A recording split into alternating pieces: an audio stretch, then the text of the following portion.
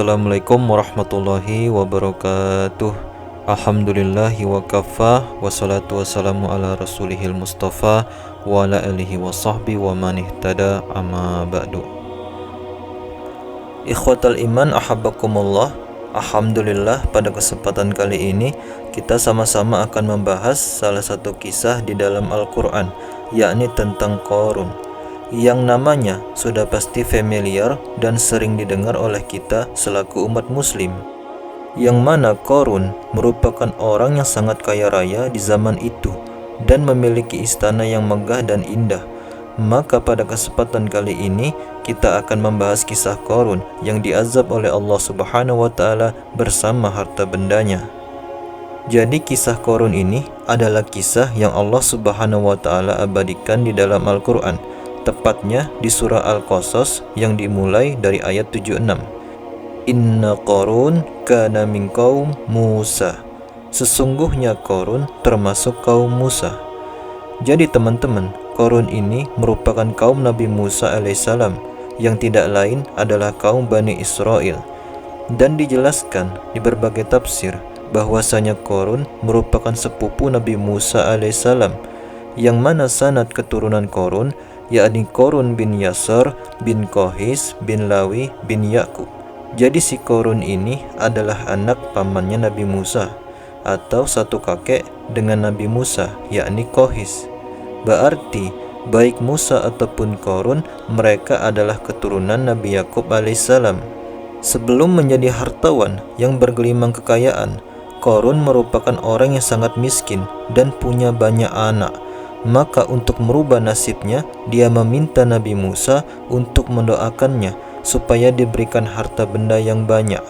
Akhirnya Nabi Musa mau mendoakan Qarun, karena Qarun ini adalah orang yang paling banyak membaca kitab Taurat. Dan Qarun ini punya julukan yakni Al-Munawwar, yang artinya bercahaya.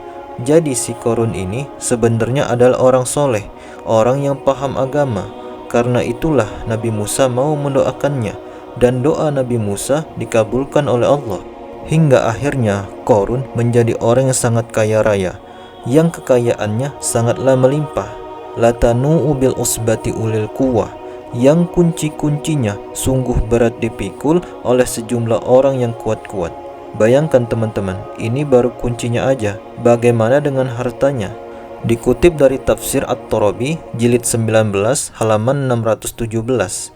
Di situ dikatakan untuk mengangkut kunci gudang kekayaan Qarun dibutuhkan 60 bigol.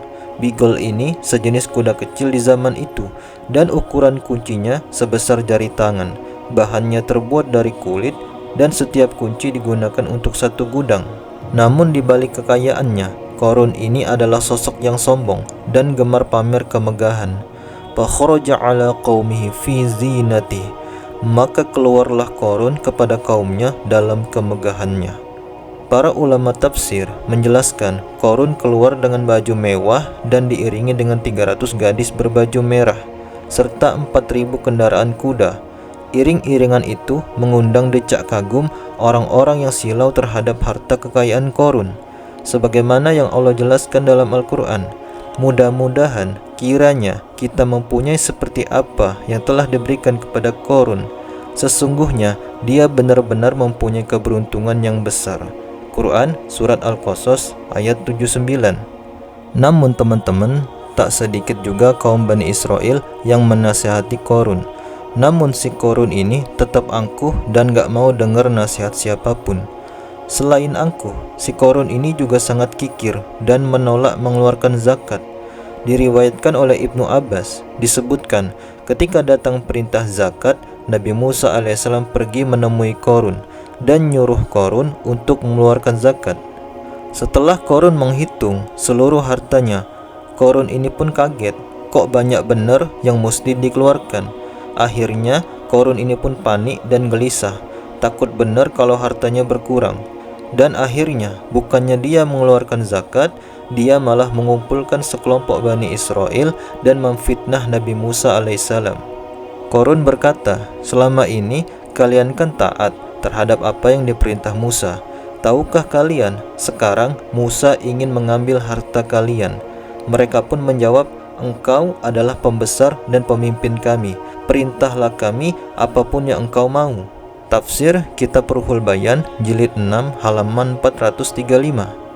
Akibat kesombongan dan kekikirannya, Qarun pun ditenggelamkan ke dalam bumi, seperti yang Allah jelaskan dalam Al-Quran. Maka kami benamkanlah Qarun beserta rumahnya ke dalam bumi. Maka tidak ada baginya suatu golongan pun yang dapat menolongnya terhadap azab Allah, dan tiadalah dia termasuk orang-orang yang dapat membela diri. Quran Surat Al-Qasas ayat 81. Jadi teman-teman, kala itu Allah menurunkan wahyu kepada Nabi Musa alaihissalam untuk memerintah bumi atau apapun yang Nabi Musa mau. Begitu Nabi Musa alaihissalam datang dengan wajah yang sangat marah, barulah Qarun merayu Nabi Musa. Dia berkata, "Wahai Musa, sayangilah aku." Begitu kata Qarun. Nabi Musa alaihissalam pun lantas berkata pada bumi, "Wahai bumi, ambillah mereka." Seketika rumah Qarun mulai bergetar. Qarun dan antek-anteknya mulai dibenamkan hingga bagian lututnya tenggelam ke tanah. Qarun pun kembali merayu, "Sayangilah aku Musa." Namun tetap Nabi Musa acuh dan gak mau menanggapi perkataan Qarun. Kemudian rumah Qarun kembali berguncang. Kini Qarun dan kawan-kawannya kembali terbenam hingga bagian pusar. Qarun pun terus masih merayu Nabi Musa, "Wahai Musa, sayangilah aku Musa." Sementara itu makin Qarun merayu, makin Nabi Musa alaihissalam murka dan kembali memerintah bumi, "Wahai bumi, ambillah mereka." Sementara itu Qarun dan kawan-kawannya terus terbenam hingga bagian tenggorokan. Begitu juga dengan rumahnya. Qarun lagi-lagi menjerit, "Wahai Musa, sayangilah aku Musa." Namun Nabi Musa alaihissalam tetap gak peduli. Beliau terus meminta bumi untuk menelan Qarun, hingga akhirnya Qarun dan teman-temannya hilang semuanya ditelan bumi. Setelah itu tak lama terdengar suara, "Wahai Musa, apa yang membuatmu bersikap demikian? Padahal demi kemuliaanku, andai dia Qarun berdoa kepadaku, niscaya akan kurahmati dia."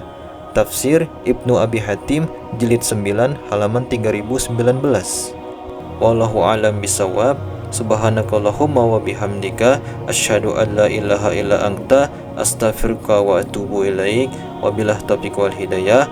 Wassalamualaikum warahmatullahi wabarakatuh.